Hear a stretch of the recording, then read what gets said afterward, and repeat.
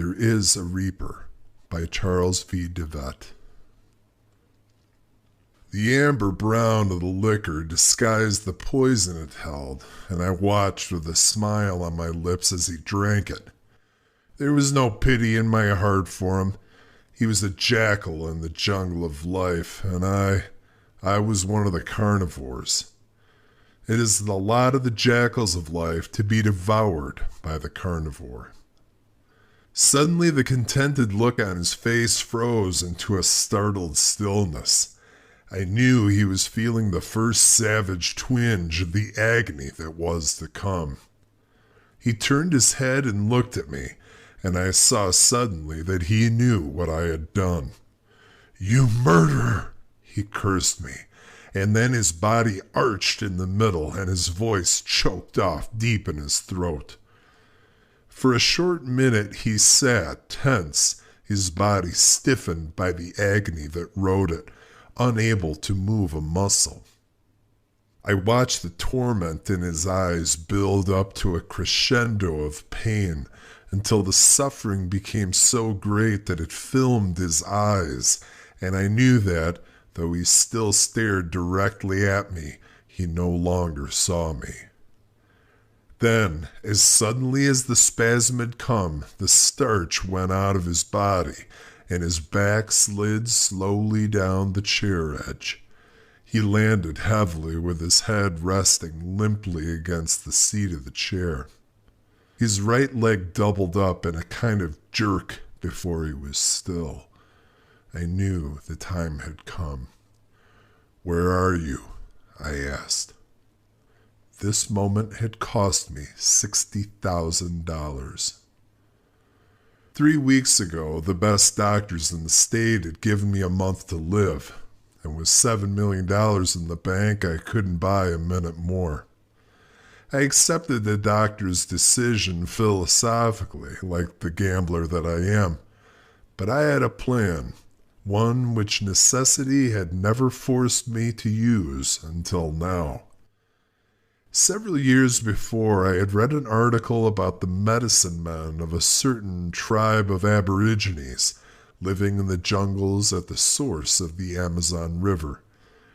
They had discovered a process in which the juice of a certain bush, known only to them, could be used to poison a man. Anyone subjected to this poison died, but for a few minutes after the life left his body, the medicine men could still converse with him. The subject, though ostensibly and actually dead, answered the medicine men's every question. This was their primitive, though reportedly effective, method of catching glimpses of what lay in the world of death. I had conceived my idea at the time I read the article, but I had never had the need to use it until the doctors gave me a month to live. Then I spent my $60,000, and 3 weeks later I held in my hands a small bottle of the witch doctor's fluid.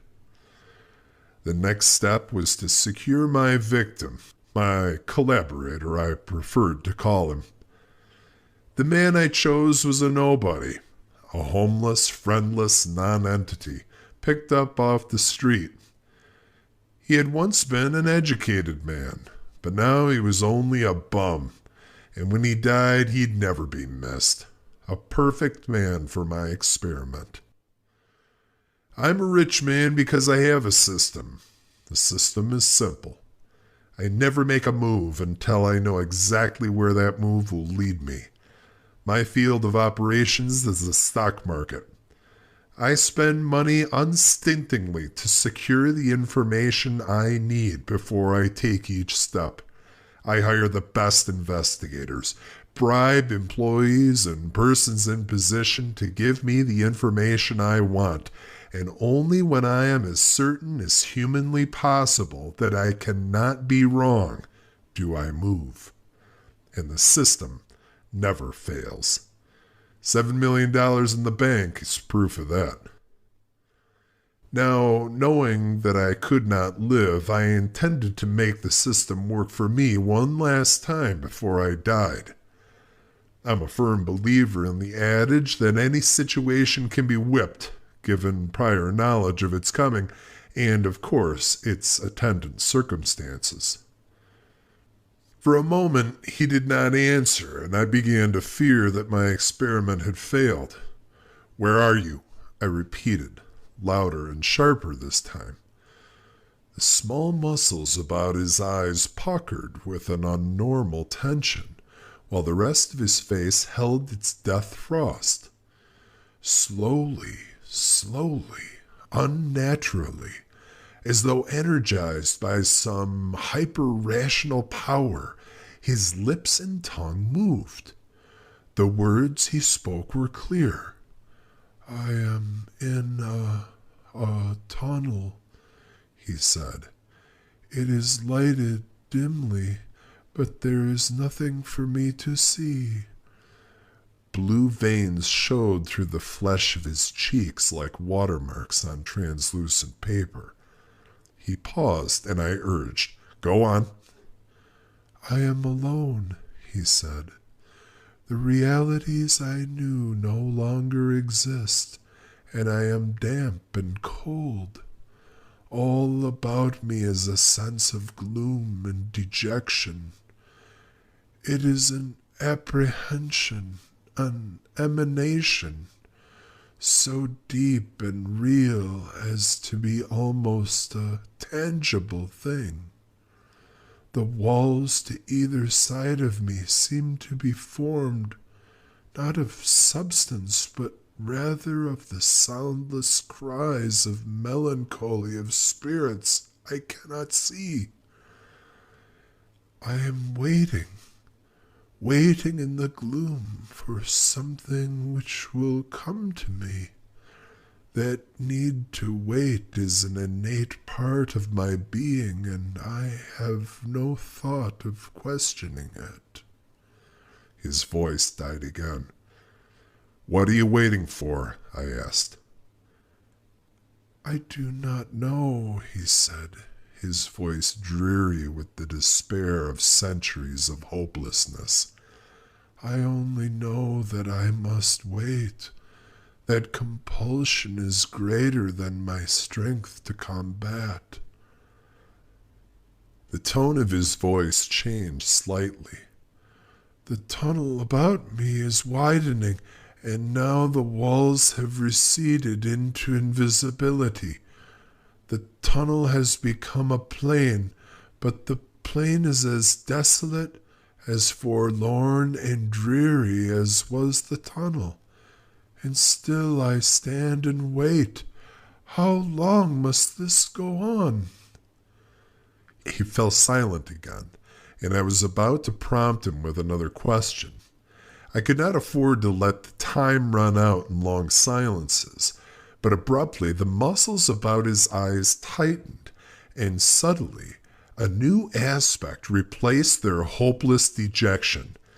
Now they expressed a black, bottomless terror. For a moment I marveled that so small a portion of a facial anatomy could express such horror. "There is something coming toward me," he said. "A beast of brutish foulness. Beast is too inadequate a term to describe it, but I know no words to tell its form. It is an intangible and evasive thing, but very real, and it is coming closer. It has no organs of sight as I know them, but I feel that it can see me, or rather that it is aware of me with a sense sharper than vision itself. It is very near now. Oh God, the malevolence, the hate, the potentiality of awful, fearsome destructiveness that is its very essence, and still I cannot move." The expression of terrified anticipation centered in his eyes, lessened slightly and was replaced instantly by its former deep, deep despair. "I am no longer afraid," he said.